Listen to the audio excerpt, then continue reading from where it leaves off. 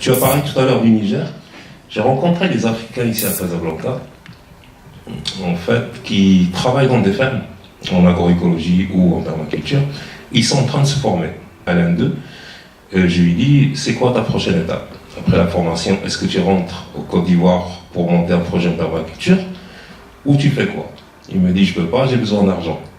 Donc je lui dis, tu fais quoi? Il me dit, je monte en Europe, travailler quelques années pour avoir l'argent, pour rentrer au Côte d'Ivoire, pour monter son projet en permaculture.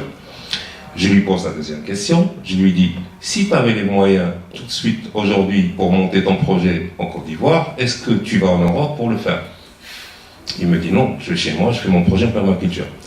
Donc ma question est, comment on peut arrêter les lobbyistes qui profitent des ressources naturelles des Africains, d'accord, pour qu'ils puissent vivre dignement. Je crois que je vais m'arrêter là.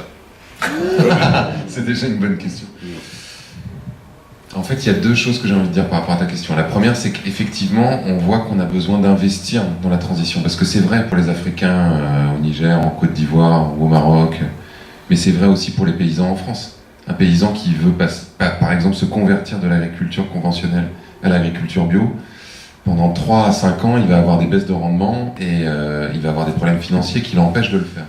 Là aussi, il y a plusieurs solutions. Ça revient à ce qu'on disait tout à l'heure.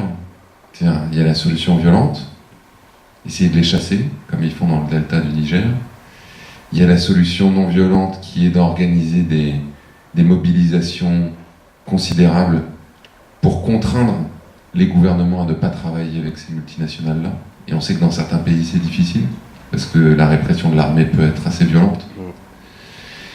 Et puis, il y a l'action des Occidentaux. C'est-à-dire, il y a des partenariats à créer entre le Sud et le Nord, pour que tous les Occidentaux qui voient aujourd'hui que l'action des multinationales porte une atteinte à un certain nombre de pays, continuent à se mobiliser, et se mobilisent en plus grand nombre pour boycotter ces multinationales, pour arrêter de leur donner de l'argent, qui continue à leur donner de la puissance, et donc la capacité d'être nuisible.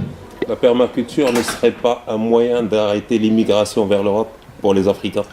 Mais évidemment, l'autonomie en général. Tout ce qu'on dit, nous, écologistes, aujourd'hui, c'est on a besoin de construire de la résilience. C'est-à-dire qu'on a besoin de faire en sorte que les territoires soient capables d'encaisser les chocs qui vont venir dans le futur. Et la résilience, ça veut dire quoi? Produire de la nourriture localement, produire de l'énergie localement avec nos ressources. Donc du soleil si on a du soleil, du vent si on a du vent, de la géothermie si on a de la géothermie, de l'énergie maritime si on a de l'énergie maritime.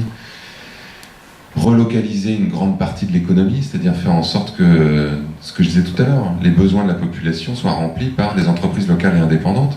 Parce qu'on a des études aujourd'hui qui montrent que si on veut que la richesse reste sur les territoires et soit équitablement répartie, il faut un maximum d'entreprises locales et indépendantes. Comme l'association Songhai en Afrique. Je sais pas si comme Songhai en Afrique, absolument.